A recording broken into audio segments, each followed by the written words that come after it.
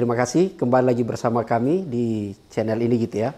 Cukup lama kita tidak mau bersama ya. Iya itu. Kita ada 3 bulan lebih kayaknya kalau lebih gitu ya. Cukup lama dan ya Bang Alam kan saat itu kita berharap gitu ya. Dan Mas Alam sibuk sekali. Sibuk sekali. Apalagi sekarang jadi orang korporat. Tapi dari waktu yang lama itu sepertinya banyak sekali data yang ingin dibongkar nih gitu ya. Sepertinya hari ini kira kita mau bahas apa nih? Data yang mana pertama nih kita mau bahas ini, Bang Alam? Ya ini kan akan mungkin kita ngobrol-ngobrol tentang situasi ekonomi kita sekarang aja mungkin. Nah, biasanya kan karena sekarang pure orang korporat jadi lebih mantap datanya. Apa nih saya disebut orang korporat? Ya, soalnya di beberapa sosial media saya lihat kan Mas Alam tuh adanya di RUPS. Pengumuman apa namanya? IPO apa? IPO. Ya itu sih peran-peran biasa lah ya kita. Ini juga makanya latar kita agak berbeda sekarang gitu.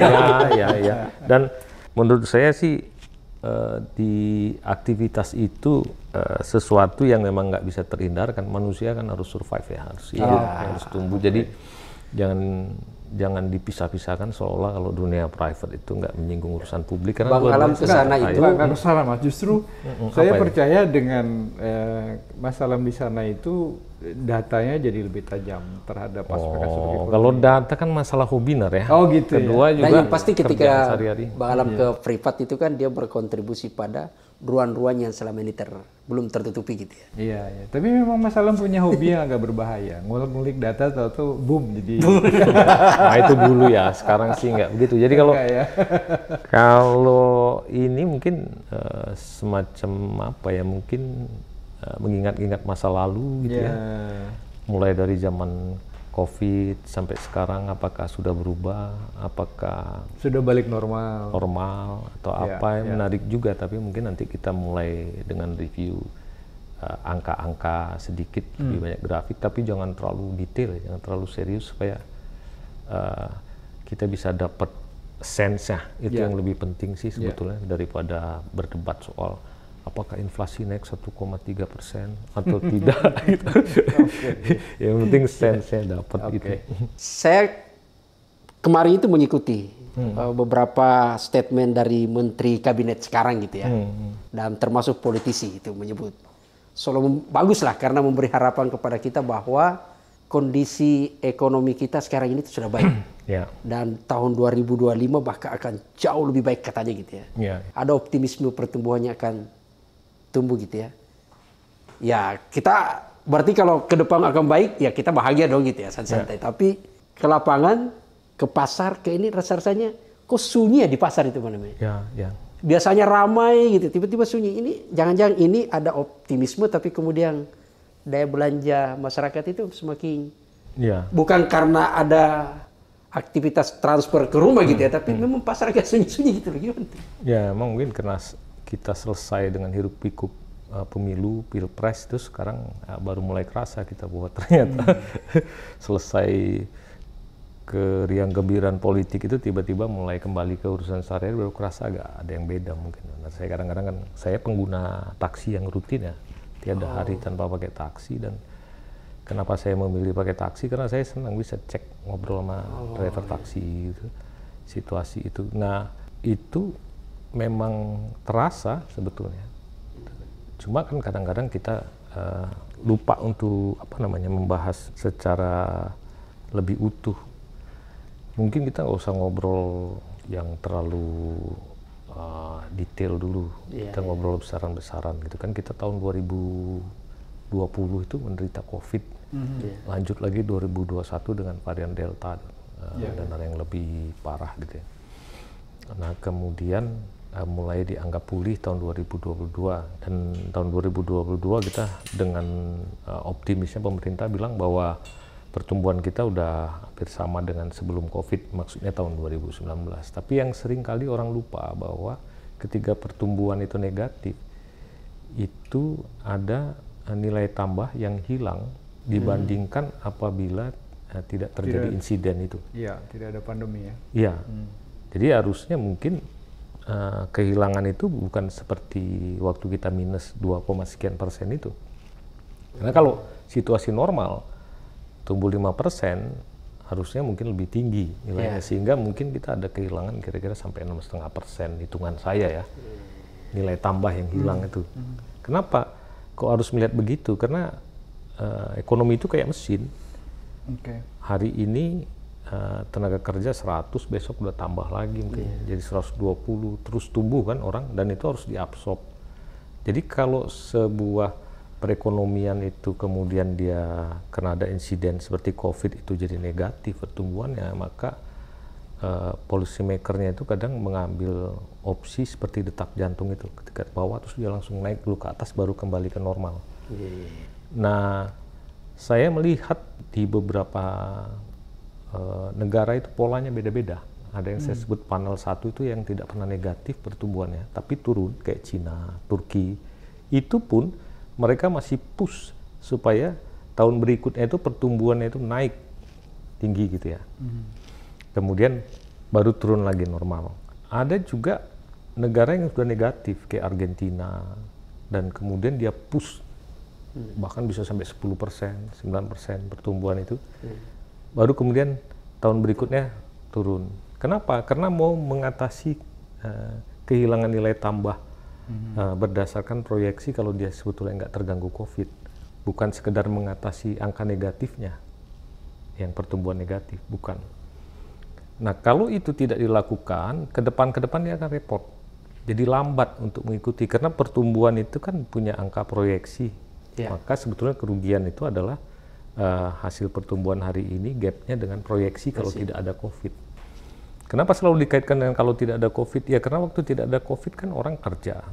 Setelah kondisi ada COVID normal, terbuang, kondisi normal gitu ya. Jadi walaupun pertumbuhan yang sama, belum tentu orang akan kembali bisa kerja. Belum tentu terserap oleh pasar. Gitu. Nah, contoh-contoh seperti itu bisa kita lihat di grafik. Nah, memang di panel yang lain itu di ASEAN ya, Malaysia, Filipina, kita lihat Indonesia, dia punya pola yang berbeda.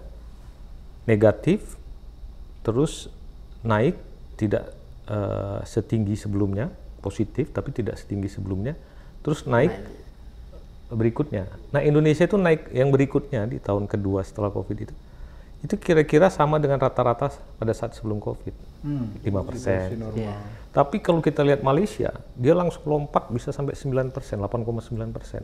Filipina 7, sekian persen. Jadi teori bahwa harus ada big push untuk pertumbuhan berikut setelah ada resesi akibat pandemi itu memang diperlukan. Dan itu by design memang. Orang boleh marah-marah kok jadi kayak cetak uang, tapi untuk menyelamatkan itu.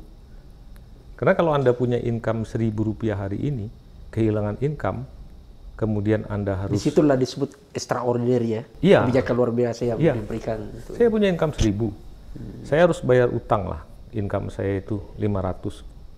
Besok saya kehilangan income 1.000, maka saya nggak bisa bayar utang. Utang saya kan harus dibayar bulan berikutnya, which is utang saya menjadi 500 tambah 500.000. Kalau saya tetap punya income 1.000 pun, tiba-tiba saya dapat kerjaan, uang saya habis untuk bayar utang. Maka saya harus punya income 1.500 lah. Harusnya? Iya. Jadi bukan 1.000 lagi, tapi 1.500. Seperti itu logikanya. Jadi kalau orang yang melihat secara umum karena kebiasaan, melihatnya itu bahwa hari ini lebih baik dari hari kemarin. Padahal hari ini udah jatuh, besok itu harus jauh lebih baik dari hari kemarin supaya nanti kalau turun bisa jadi kalau normal. Dia sama saja hari ini sama hari kemarin, itu orang yang merugi. Orang yang merugi atau celaka. Celaka gitu. Kita bisa sambil begitu. Kenapa saya concern sekali dengan ini ya? Karena orang sudah merasa seolah-olah kita udah kembali normal. Kalau kita lihat dari serapan tenaga kerja itu udah normal. Pak Sam, saya melihat di dalam satu chart yang kita bikin proyeksi itu setelah COVID itu kita turun dan kita tidak pernah naik ke angka yang normal, angka yang seharusnya kalau situasi tidak ada COVID. Sehingga perkiraan saya kalau kita cuma tumbuh 5,2%, maka kita akan kembali ke kondisi sebagaimana kalau tidak ada COVID itu baru tahun 2029. Masih ada gap serapan tenaga kerja gitu ya. Itu bisa kita lihat di dalam grafik-grafik yang kita gambarkan ya. Kalau mau menggunakan grafik, gap itu ada untuk membuktikan yang kita bisa lihat bahwa status penduduk 15 tahun ke atas itu nanti yang bekerja dulu sebagai buruh atau pegawai, itu jumlahnya sampai 40,7% terakhir di tahun 2019. Hari ini 2024 itu tinggal 38,8%, masih bawah. Oke. Belum kembali ke kondisi awal, apalagi kalau kita mau bandingkan dengan proyeksi yang kira-kira 41,6. Ya, tapi gini Mas, ini pertanyaan awam ya. Kan kalau kita lihat situasi normal atau tidak, seringkali kalau saya sebagai orang awam itu kan lihatnya pada saat berlibur, melihat mall, melihat pusat pariwisata, itu kok berjubel orang ya? Itu gimana cara menjelaskannya itu Mas? Mall kalau pada saat libur? Ya, kayak misalnya kemarin ya libur Natal. Tapi biasa-biasa saja. Kemarin itu kan kayak beberapa tempat wisata itu kan sampai stuck, orang berjubel ke sana. Iya, mungkin untuk kelas yang sifatnya kelasnya leisure begitu ya, atau kelas menengah ke atas itu, mereka sebetulnya adalah yang lebih dulu agak pulih. Oke. Sehingga pada saat situasi normal, mereka lah yang menyerbu tempat-tempat wisata itu. Mereka punya income tetap, PNS gitu, sambil menggunakan SPPD sambil berlibur. Kalau ke Bali menjelang hari libur karena mereka harus menyerap anggaran, mereka serbu ya, Bali rame lah gitu ya, mal-mal penuh. Tapi ya hanya hari itu. Yang paling penting kan kita harus melihat secara keseluruhan. Kalau mall sudah banyak yang jatuh dan tutup itu bukan semata-mata karena COVID, tapi juga karena memang terjadi pola perilaku belanja orang yang mengarah ke online kan ya. Itu kita udah tahu. Saya tiba-tiba terpikir gitu ya, tadi kan disebut tuh pertumbuhan ekonomi, pemerintah kan selalu mencas gitu ya, dan bahkan kita diajak bertepuk tangan lah bahwa pertumbuhan ekonomi pasca pandemi kita sudah mulai tuh recovery, bahkan sudah mencapai, menyebut target kita nanti sudah 5% lebih gitu. Sudah hampir sama gitu. Tapi analogi tadi itu menarik tuh. Pendapatan di tahun 2020 atau COVID misalnya, 1 juta. Sebelum COVID 1 juta. Lalu kemudian COVID jadi 500. Lalu kemudian pasca COVID naik, kemudian kembali 1 juta. Saya tiba-tiba teringat begini. Anak saya 3, Bang Alam. Saat itu waktu COVID, 1 di SMA, kelas 3. Kemudian satunya kelas 1. Satunya di SMP. Tiba-tiba sekarang bayar UKT, Pak. Ya. Satu di UI. Kuliah ya. Satu di IP. Satunya di SMA. Pendapatan yang sama dengan beban yang berbeda ini kan puyeng nih. Tapi klaim pemerintah ya pertumbuhan ekonomi naik. Maksudnya ini analogi gitu ya. Ya, itu kalau beban itu kan terjadi. Itu yang saya maksud, bahwa kalau sudah negatif itu kenapa harus ada big push untuk naik ke atas itu supaya kembali. Baru kemudian dia agak turun lagi normal gitu ya. Supaya bisa mengatasi itu. Kenapa? Ekonomi itu tumbuh itu juga karena apa? By nature, karena ada tenaga kerja baru yang harus terserap oleh market. Terus ada penduduk baru yang juga harus jadi konsumen kan, nambah. Betul. Kedua, biaya kebutuhan berkembang bersamaan dengan makin bertambahnya umur manusia. Saya suka begini, Mbak. Kenapa saya bilang saya suka naik taksi tadi? Saya paling sering itu kalau lagi ngobrol, supir taksi bilang enak zaman Pak Harto, Pak. Dulu itu apa-apa murah. Saya kalau akhir minggu itu masih bisa libur, uang masih nyisa, nonton. Oh iya, Pak. Meskipun enak, tapi jangan diulangi jatuh Soeharto ya. Ya, itu khas politisi dan aktivis. Tapi kalau kita mau lihat secara alamiah ya, bebaskan dulu lah dari urusan begitu. Saya suka tanya ke mereka, dulu Bapak udah menikah? Dia bilang, oh saya memang menjelang nikah Pak, waktu Pak Harto mau lengser itu. Jadi sebelum itu waktu masih enak itu masih bujangan. Iya Pak, makanya saya enak sekali libur. Oke, saya bilang. Jadi kebutuhan kan cuma untuk 1 orang. Pak Harto lengser dan dia sudah menikah, mulai punya anak. Income-nya tidak terlalu jauh naik. Dia mulai ngerasa hidup berat. Makin hari ke sini, anaknya sudah mulai kuliah.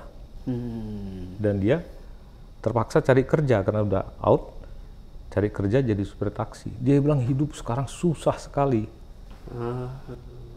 beban yang bertambah. Sementara pendapatannya nggak naik signifikan. Iya, sementara nggak naik signifikan karena growth kita modelnya begitu. Jadi kadang-kadang kan orang nggak sadar, selalu membayangkan dulu enak.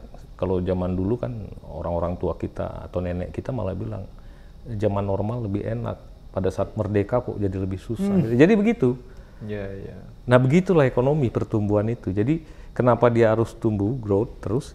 Karena memang manusia secara natural akan juga tumbuh beban dan segala macam, maka nilai tambah. Itulah tadi logika awal Mas ya. Jadi kenapa ketika kehantam COVID dia harus di-push melampaui rata-rata pertumbuhan normal ya, supaya nanti dia turunnya bisa lebih dari yang normal. Kalau dosen saya dulu mengajak saya untuk melihat ritme jantung. Jadi kalau sudah normal terus turun, dia selalu naik lagi tinggi baru normal. Itu udah by nature begitu pula ekonomi alam saya kata. Jadi cuma itu kadang orang lupa kan, apalagi kalau di wilayah niatnya ingin membangun image kepercayaan publik ya kadang-kadang semakin lupa gitu ya. Sebaliknya yang ngeritik juga kadang-kadang lupa soal begitu. Dia merasa kok hidup makin berat, tapi juga dia nggak punya data-data yang cukup. Kenapa? Karena boro-boro data itu mungkin berserakan, tapi kalau logikanya nggak berpikirnya nggak masuk ya nggak dapat juga Pak Sam. Nah itu yang mungkin hari ini kita rasakan ya Pak Sam, kalau boleh berempati dengan teman-teman yang bekerja di bawah yang dulu dia waktu COVID harus out dari perusahaan, umurnya sudah 50, sekarang dia mau kerja lagi, sudah ada yang lebih muda yang menggantikannya, gimana? Itu kan nggak gampang ya. Nah itu memang belum harus tentu bisa kembali ke pabrik. Itu harus di-capture. Kalau kita lihat grafik seperti tadi ya, karena ternyata setelah COVID itu kita nggak punya lompatan tinggi baru kembali ke normal, di bawah terus kan kita akhirnya bertanya-tanya itu kartu prakerja selama ini manfaatnya apa? Jangan-jangan untuk penyangga aja, bukan untuk memulihkan gitu ya. Kan itu yang perlu kita pikirkan ke depan. Tapi memang kalau bicara soal tadi tuh Mas ya Pak, tenaga kerja yang terlempar ya pasca COVID itu kan memang kalau kita ketemu sama driver taksi terutama yang online ya, saya itu berapa kali menemukan juga gitu sih, usianya ya udah paruh baya ke atas gitu. Selalu kalau ditanya ceritanya adalah karena COVID ada layoff, ada pengurangan, tidak ada tempat lagi ya paling gampang ya masuk ke sektor yang nilai tambahnya tipis sebetulnya ya di transportasi. Biasanya rata-rata mereka bilang mau balik ke kampung saya nggak punya tanah Pak. Betul. Ada juga sebagian yang kembali dan jadi petani. Ada tuh kelas tengah kita itu kan ada kelas menengah yang turun. Tapi ya nggak semua begitu kan. Itulah situasi yang menurut saya. Mungkin analoginya gini ya. Tolong diklarifikasi Pak Ramli kalau saya salah gitu ya. Misalnya meskipun dia sama ya, jadi pas sebelum COVID, lalu kemudian pandemi ini ya, lalu kemudian sekarang pertumbuhan sama nih. Katakanlah dia sudah sama 5% gitu ya pertumbuhannya. Nah, yang menjadi menarik itu adalah satu tadi tingkat kebutuhan belanja semakin meningkat, tapi pendapatannya sama. Itu satu. Kedua, kalau kita bicara sebenarnya adalah lapangan kerja. Dulu waktu COVID katakanlah 300, sekarang tetap 300.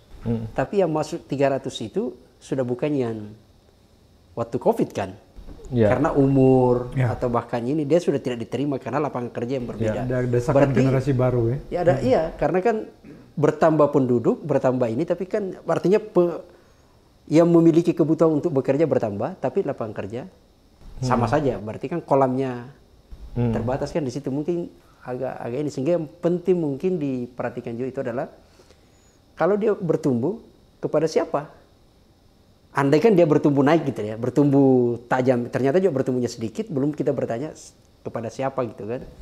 Karena ada beberapa data juga menyebut bahwa misalnya kalau kita bicara data perbankan gitu ya, misalnya jumlah berapa sih jumlah masyarakat yang memiliki tabungan di perbankan. Angkanya tinggi. Tapi berapa? Saya ingat almarhum ya Pak Faisal Basri itu pernah sini kita ngobrol.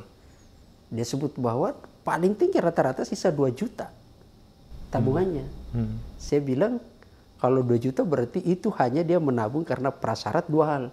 Untuk dapat PKH, dapat bansos, iya kan? Dapat PIP. Kan secara untuk dapat beasiswa itu harus sudah buka. Jangan-jangan itu loh. Walau-walau. Ya emang konsekuensi dari tadi yang saya ulang, yang sudah terdepak dari market itu dia harus kerja serabutan, kerja usaha sendiri gitu kan. Nah hari ini ganti lagi, belum lagi kalau usaha sendiri itu kena pajak yang lain. Itu pajak preman, ormas-ormas tak jelas yang harus. Itu dekat rumah saya itu ada orang suka yang jual gorengan itu ya, di omsetnya 750.000 per hari. Dia harus bayar ke preman itu 50.000 per hari. Oh, wow. Dan nyewa di trotoar itu, pinggir itu, dia harus keluar sebulan itu 2 juta. Satu kecil, memang kebetulan gorengannya agak laku ya, 750.000 per hari. Itu contoh bahwa tidak gampang juga kalau dia tidak kembali pada tempat kerja itu. Dari mana dia harus beban bayar social security. Nah, dengan situasi seperti itu jadi lebih rentan. Kemudian ya mau nggak mau juga tabungan mereka jadi makin sedikit. Dan hari ini data di LPS itu, lembaga penjamin simpanan itu hampir 98% itu didominasi oleh rekening yang nominalnya itu 100 juta ke bawah. Di bawah 100 juta? Di bawah 100 juta, 98%. Tapi kalau kita lihat yang sisa 2%, Pak. 1%, ya 98,8%. 1,2%. Bayangin, jadi kalau orang marah-marah hari ini bilang 1% menguasai sekian banyak, ya begitulah kenyataan gitu. Tidak bisa dibantah kalau itu. Nggak bisa. Terus, nah sekarang yang di bawah 100 juta pun ini, rata-ratanya berapa sih kalau kita lihat? Mungkin dibilang Pak Sam tadi, karena banyak orang yang sebetulnya nggak bisa nabung, harus bikin tabungan supaya dapat bansos, jumlah jadi banyak. Tapi rata-ratanya tahun 2020 bulan Maret itu per rekening saldonya itu rata-rata 2,84 juta rupiah. Kalau lihat 2 juta?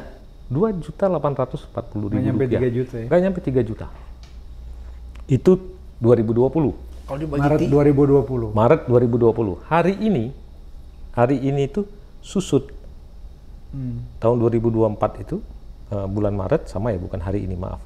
Bulan Maret tahun 2024 itu susut menjadi 1,86 juta. Jadi lebih dari sepertiga susutnya. Sudahlah rata-rata saldonya nggak sampai 3 juta. Kalau kita bagi Bang Alam per hari, dalam 1 bulan itu dia punya belanja duit cuma... Ini tabungan loh, bukan belanja. Iya, maksudnya kalau itu seandainya duit itu yang ada di situ, kalau dikonversi per harinya dia hanya bisa makan 62.000. Iya, kalau per hari ya. Kan dia kadang-kadang cadangan. Karena orang kalau punya tabungan 2,8 juta, mungkin dia punya income 5 juta. Itu kan cuma jaga-jaga kalau tiba-tiba ada kebutuhan. Memang hidup mereka itu harus irit gitu ya. Iya, tapi itu tipis banget sih. Tipis. Di administrasi belum tipis. Di perbankan kan bum. Ya itulah kenyataan. Jadi hati-hati, banyak sekali orang di kita itu yang tidak bisa menabung. Artinya hidup itu plus-plus. Dan mereka ini bukanlah orang yang menyerbu tempat-tempat wisata yang seperti yang dibayangkan tadi, Nar. Bukan ke mall, palingan di ke Cipudalle. Ya, cuma mereka banyak. Di mall itu karena sedikit tapi bergerombol, jadi kesannya ramai. Jadi kita jangan terjebak juga sama situasi-situasi seperti itu. Itu di satu sisi ada bagusnya ya, menumbuhkan juga untuk para pekerja di mall segala macam. Tapi itu tidak cukup.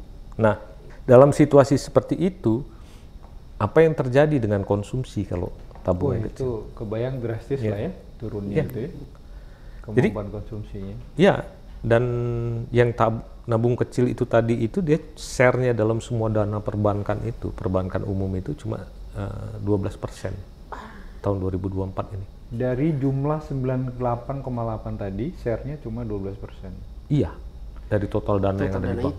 Dana pihak ketiga di bank. Wow. Jadi yang 88%-nya itu dipegang oleh 1,2%. Jadi lupakan dulu itu ya. Saya mau membayangkan. Agak ngeri. Membayangkannya agak ngeri ya. Itu data yang ada ya. Maksud saya ya apa boleh buat datanya begitu. Nah, sekarang kita mari kembali nih yang konsumsi, orang-orang yang punya pendapatan itu. Konsumsi itu ternyata juga terus menurun dari tahun 2022 kalau kita lihat. Saya lihat dari waktu ke waktu itu pertumbuhan konsumsi itu turun. Artinya dia memang bertambah, tapi pertambahannya makin mengecil gitu ya. Bahkan kalau kita hitung dari triwulanan, tahun 2024 inilah pertama kali ya di triwulan ketiga itu pertumbuhan konsumsi rumah tangga negatif. Tapi kan kita tumbuh ekonomi itu bukan dari konsumsi, tapi karena kita ekspor. Kita memanfaatkan konsumsi di luar sana. Jadi daya beli turun itu nyata. Kalau pertumbuhan negatif itu artinya hari ini 100, besok bisa di bawah 100. Sih. Kalau pertumbuhan mengecil itu nambah dari 100 tapi tidak seperti tahun lalu pertambahannya. Kira-kira gitu. Ini tingkat konsumsinya ya? Iya, konsumsi. Ini malah negatif. Artinya kemampuan membelanjakan uangnya turun drastis. Turun. Negatif ya? Iya, inilah yang kemudian menjadi sentimen jadi orang marah ketika ada PPN walaupun dibilang cuma 1% gitu ya. Kalau kita lihat dari tabungan tadi itu meaningful 1%. Iya. Tapi udahlah, kita nggak usah berdebat dulu soal pajak. Nanti kita bisa ngobrol itu di tempat lain. Hari ini semua orang ngomong pajak, saya bosan juga gitu lihat dengan segala macam hiruk pikuknya. Nah, tapi itu situasi konsumsi kita menurun. Apa benar kalau mau kita lihat karena konsumsi menurun itu kita mengalami deflasi 5 bulan berturut-turut. Sejak dari? Di tahun 2024. Oke. Triwulan 2 dan triwulan 3 itu isinya deflasi toh. Artinya harga itu turun. Kalau inflasi itu kan harga naik. Ya.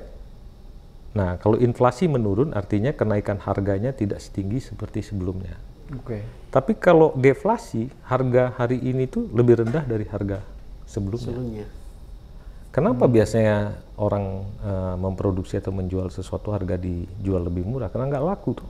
Nggak ada pembeli. Iya. Artinya barang numpuk ya Mas? Nah, saya juga penasaran. Saya coba lihat inventory kita, baik dia harga berlaku maupun harga tetap di struktur PDB kita itu. Inventory khususnya itu biasanya di tiap tahun itu, di awal tahun dia tinggi, triwulan kedua turun, triwulan ketiga turun lagi, perubahan ya, karena perubahan inventorinya. Di triwulan keempat itu biasanya malah negatif. Oke. Inventory. Ngabisin stok ya? Iya. Di akhir tahun biasanya kan gitu. Betul. Di tahun 2024 ini kebalik. Di awal tahun terus triwulan kedua naik, triwulan ketiga bahkan naik agak drastis. Artinya barang menumpuk. Jadi sinkron dong, satu konsumsi tadi yang makin turun, terjadi deflasi, inventory, jumlah tabungan orang menumpuk. semakin sedikit, Jumlah tabungan makin sedikit, semakin turun. Ya. Nah, menurut saya sih kalau kita ngobrol besar-besar itu ya coba-coba ngobrol dengan data, dengan angka. Ya memang kita lagi susah, bukan cuma Indonesia sih yang lagi susah, tapi hari ini semakin susah. Kenapa? Kita belum berhasil mencapai situasi sebagaimana kalau nggak ada COVID, tiba-tiba kita dalam situasi juga kemampuan atau daya beli tertekan. Yeah. Lagi-lagi kemudian yang paling penting adalah bagaimana menjaga sensitivitas catatan itu. Jadi kalau orang gampang marah, pajak dinaikin, walaupun dibilang cuma 1%, harga cuma naik 0,9%, bukan soal persen-persennya. Ada perasaan, kok saya ini kayak nggak dipedulikan. Belum lagi kalau kita jalan, di jalan raya kita lagi macet, karena saya ini suka naik taksi kan harus ikut bermacet-macet toh. Betul. Nanti tiba-tiba ada nguing. Entah apa pentingnya. Kalau ambulans sih oke, kita harus nyingkir. Kalau dia harus diistimewakan, apa juga istimewanya gitu ya. Di negara lain padahal itu istimewa kayak gitu 1% tadi itu. Iya, akhirnya kan orang merasa bahwa kekuasaan begitu penting.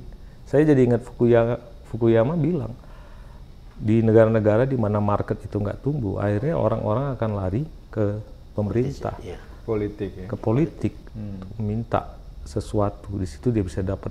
Itulah sebabnya kenapa jabatan-jabatan publik itu memang harus dijaga dari konflik kepentingan dengan kepentingan privat. Kenapa? Tapi bahaya. bukan itu, Bang. Bukan itu terjadi di negara kita sekarang. Ya terjadi. Karena kalau kita lihat komposisi kabinet sekarang kita ini kan, wow itu kan. Ya. Nanti kalau tapi sebelum ke sana Pak Sam, saya justru pengen tanya ke Mas Alam nih, kan kalau tadi ngeliat datanya global ya Mas, data negara-negara yang dihantam COVID terus kemudian rebound. Nah itu apa yang membedakan?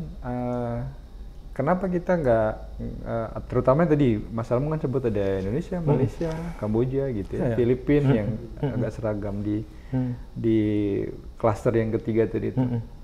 Nah yang negara-negara lain itu kan dia justru rebound tinggi, lalu kemudian cenderung turun normal gitu.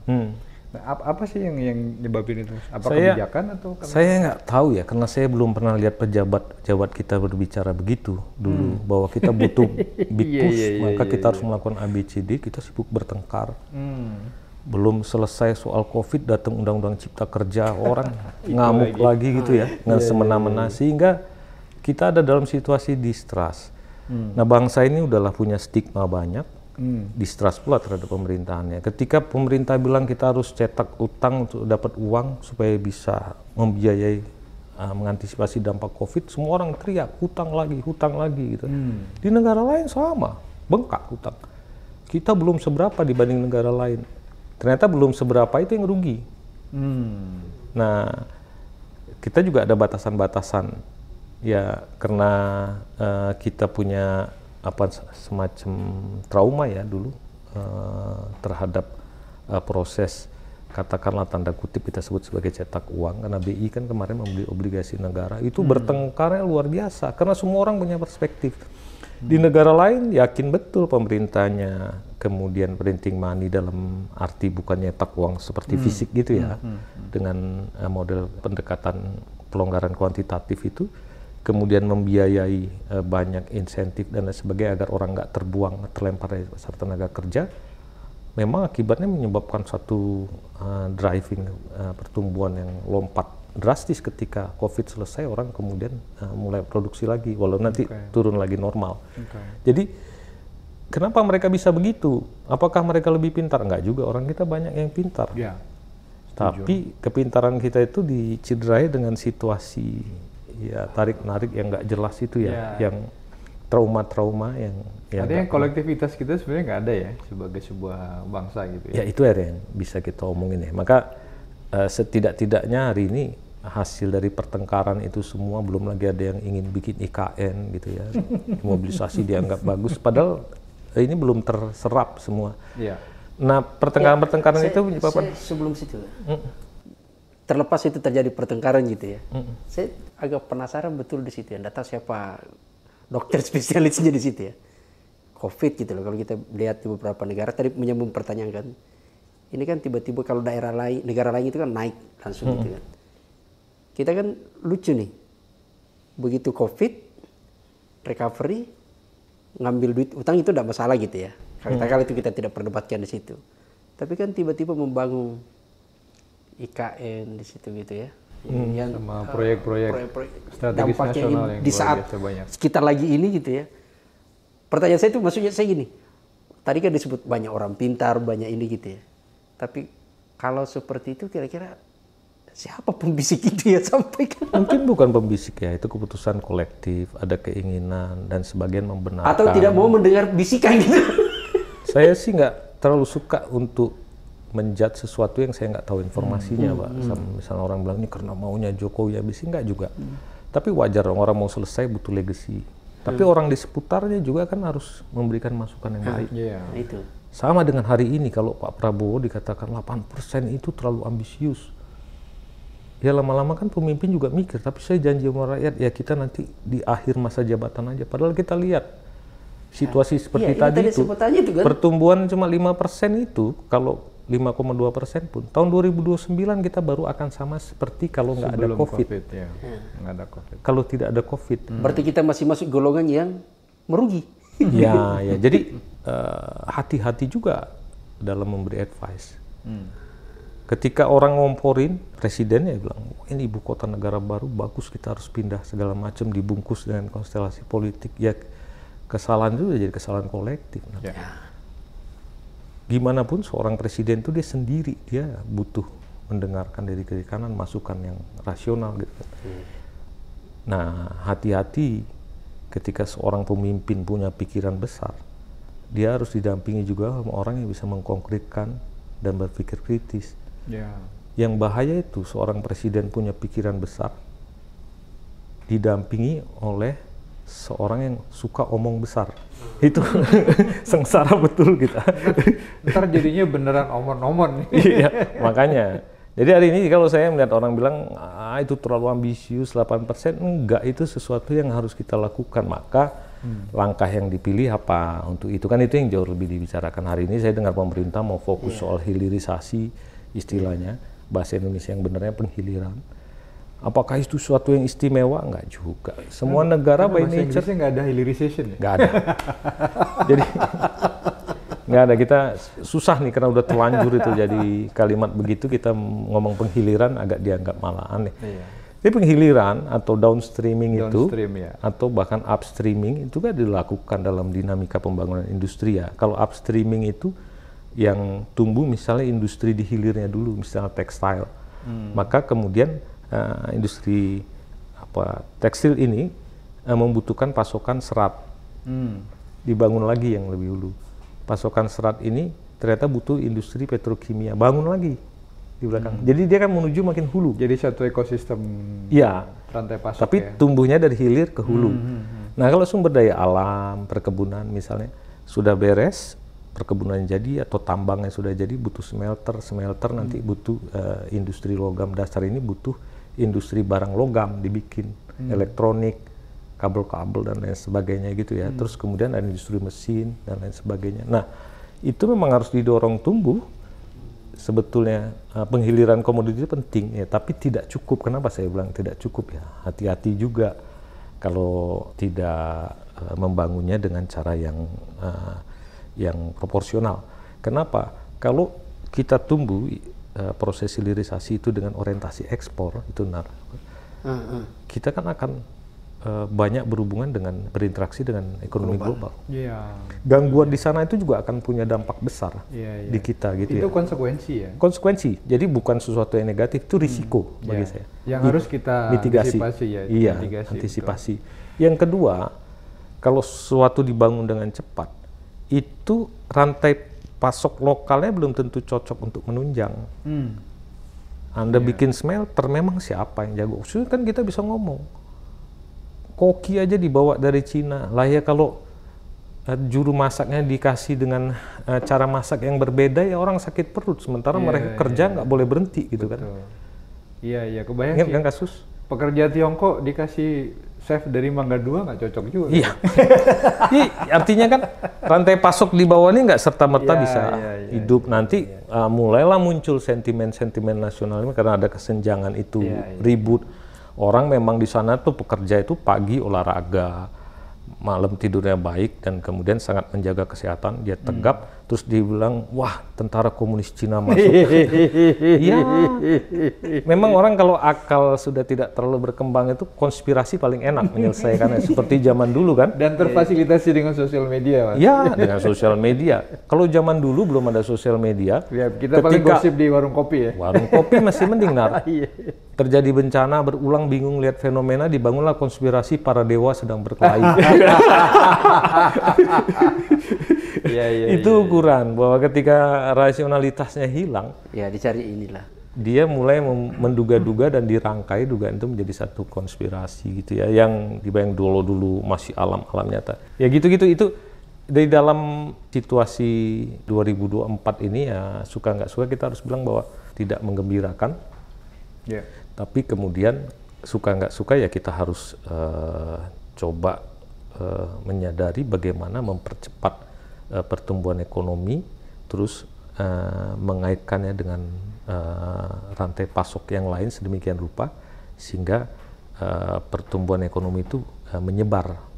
Itu yang menjadi tantangan. Jadi kalau misalnya satu menteri sudah dikasih tugas untuk mengawal hilirisasi, maka menteri-menteri yang lain, yang UKM, koperasi juga harus berpikir bagaimana caranya untuk support itu ya. Linkage.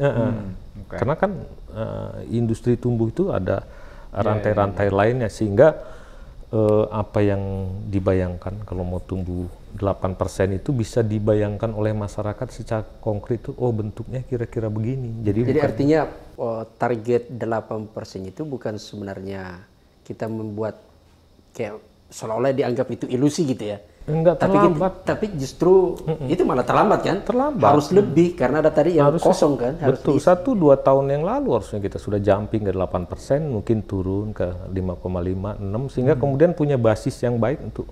Jadi yang harus ditunggu sekarang masyarakat kita semua adalah dari pemerintah, apa kebijakannya luar biasa, bahkan melampaui dari 8% itu. Karena ada PR yang begitu besar yang sudah terlanjur terabaikan kan? Ya, maka kurangilah menyakiti hati rakyat. Pak Prabowo kan bilang kami tidak punya niat menyengsarakan rakyat. Yes, penting untuk itu maka ya memang harus diberikan gambaran-gambaran konkret untuk membuktikan itu. Mudah-mudahan sih pemerintah bisa mengkomunikasikan rute yang mereka tempuh. Sederhananya begini, Mas Danar. Saya pernah ngobrol sama Prof. Laudy Kamaluddin. Ini next pemerintahan berikut nih mau punya ukuran apa untuk menjamin bahwa kabinet yang dibentuk secara besar ini gitu ya, itu kan cost-nya tuh besar, itu bisa jalan efektif. Dia bilang ukurannya 4, terakhir ditambah jadi 5. Yang pertama, apa kontribusi semua menteri, masing-masing menteri itu terhadap pertumbuhan ekonomi, apa kontribusinya terhadap penciptaan lapangan kerja, apa kontribusinya terhadap anti korupsi, apa kontribusinya terhadap perbaikan lingkungan. Kenapa? Kalau kita mengembangkan industri seperti yang kita sebut hilirisasi SDA itu, tidak memperhatikan lingkungan, akhirnya produk kita itu akan masuk ke Cina lagi, ke Tiongkok lagi. Negara-negara Eropa nggak mau melihat sesuatu yang tidak memenuhi standar ESG. Nah, kita masuk ke Tiongkok bisa, tapi margin mereka tipis. Tapi kalau kita masuk ke Eropa, mereka punya margin lebih tebal gitu, satu produk harganya lebih bagus. Meskipun requirement-nya agak memang lebih ketat. Maka penting sekali memang ukuran apa kontribusi Anda untuk menjaga kondisi ekologis kita atau kontribusinya terhadap lingkungan hidup. Yang keempat dan terakhir, apa kontribusinya mungkin terhadap transformasi teknologi kalau itu nggak ada. Nah, semua menteri itu harus punya komitmen mungkin. Maka apa kegiatan Anda bukan soal anggaran. Kadang-kadang nggak butuh anggaran gede. Apa kontribusinya terhadap itu? Itu yang mungkin mudah-mudahan kalau itu benar ya, itu akan jadi KPI. Mudah-mudahan pemerintahan ini juga secara konsisten tiap waktu secara berkala mereview KPI para menterinya berdasarkan 5 hal tersebut. Itu kalau 5 hal tadi itu kalau saya coba tarik ke mandat konstitusi kan 2 tuh, memajukan kesejahteraan umum dan melindungi segenap bangsa, kira-kira gitu Mas. Dan itu adalah kenapa kita bernegara, kenapa kita merdeka, kan itu sebetulnya dasarnya. Tapi kita masih punya peluang sebetulnya Mas ya, kalau tadi masalah melihat hilirisasi itu. Iya, itu by nature memang itu. Memang sebuah negara itu kalau dia punya sumber daya alam, dia harus melakukan penghiliran dari sumber daya alamnya. Kalau dia sudah punya tumbuh industri yang sudah telanjur dihilir bekas substitusi impor, dia harus membangun ke hulunya. Kecuali negara kayak Singapura yang memang ngandalin jasa, nggak punya sumber daya alam, ya ngapain dipaksa. Jepang misalnya, itu pun mereka memang akan mengambil sumber daya alamnya dari negara-negara yang punya sumber daya alam. Jadi hati-hati juga dengan hilirisasi itu. Kita harus fokus dalam salah satu mata rantai yang kita punya posisi kuat dalam kondisi global gitu ya. Jangan step-step tadi Mas yang menyiapkan mata rantai mana yang mau kita bidik dari sekian rantai pasok gitu ya. Mata rantai mana, pada tahapan mana. Jangan sampai semua juga mau kita ambil, itu kan nggak efektif juga. Tapi itu another topik lah untuk ngobrol. Itu intinya hari ini memang ya kita memang tidak terlalu menggembirakan, tapi ya bukan berarti kita tidak bisa optimis. Yang pasti kan kita berharap dari kabinet ini ada setiap saat melaporkan ya KPI-nya, capaiannya gitu ya. Jadi berapa mereka kita yang ngukur, atau kita yang ngukur gitu kan. Karena saya setiap hari kalau naik kereta saya dapatnya itu, saya ketua MPR gitu kan, mengucapkan hanya itu yang dapat kita. Harusnya melaporkan saya menteri ini berkontribusi ini gitu kan. Jadi tahun 2025 kita bangunlah optimisme gitu ya. Setidak-tidaknya kan kita luar bisa. biasa. Bukan dibangun dengan memaafkan koruptor gitu. Itu menurut saya mungkin karena salah satu yang tadi kita sebut juga untuk jaga itu kan tentunya ya, jaga semua agenda yang jalan itu, anti korupsi itu penting. Tapi untuk urusan memaafkan koruptor itu adalah mungkin problem-problem kekeliruan dalam memilih diksi aja. Disampaikan itu mungkin kita komunikasi politik lagi-lagi komunikasi politik. Hari ini kita punya namanya kantor komunikasi presiden ya. harusnya itu digodok di sana supaya sesuatu yang sensitif itu ketika disampaikan ke publik tuh bisa sampai dengan enak, bisa dicerna dengan gampang, nggak bisa dihindarkan ada kontroversi tapi tidak misleading. Ini banyak nih kasus-kasus seperti itu yang kadang-kadang terjadi misleading, tapi saya lihat kantor komunikasi presidennya belum optimal, mungkin karena masih baru ya, masih membentuk staffing. Ngomong soal kasus-kasus PPN, saya nggak dengar cukup lead ya di situ, sehingga banyak misleading kemana-mana, harus diluruskan. Mudah-mudahan sih tahun 2025 ini juga isu-isu ekonomi dan lain sebagainya itu cukup jadi perhatian juga dari kantor komunikasi presiden. Isinya jangan komunikasi politik terus membosankan. Ya, kita nggak sibuk dengan dengungan-dengungan yang nggak berfaedah gitu ya. Ya, tapi saya kira kan dengan otoritas seperti itu bisa mengumpulkan banyak ekonom yang ngerti, diolah jadi bahasa yang gampang ke masyarakat. Jangan bicarakan tentang survei kepuasan terus bosan gitu. Ya, intinya situasi tidak terlalu mudah, tapi kita harus tetap optimis. Masih ada jalan, ada celah yang membuat kita bisa bangkit ya. Kira-kira begitu. Seperti nama channel kita kan, asa itu kan optimisme. Oh iya, harapan gitu kan. Harus kita bangun optimisme, ke depan itu akan lebih baik. Dan kita akan menyajikan data yang lebih akurat, seperti apa data ke depan gitu ya. Kita akan membuat ukuran-ukuran kinerja itu. Betul. Jadi, kawan Asanese sekalian, kita akan jumpa lagi pada edisi berikutnya, dan tentu kami akan tetap selalu untuk menyajikan data yang lebih akurat, seperti apa peta perjalanan ekonomi kita ke depan, dan kasus-kasus yang lain. Sampai jumpa pada edisi berikutnya.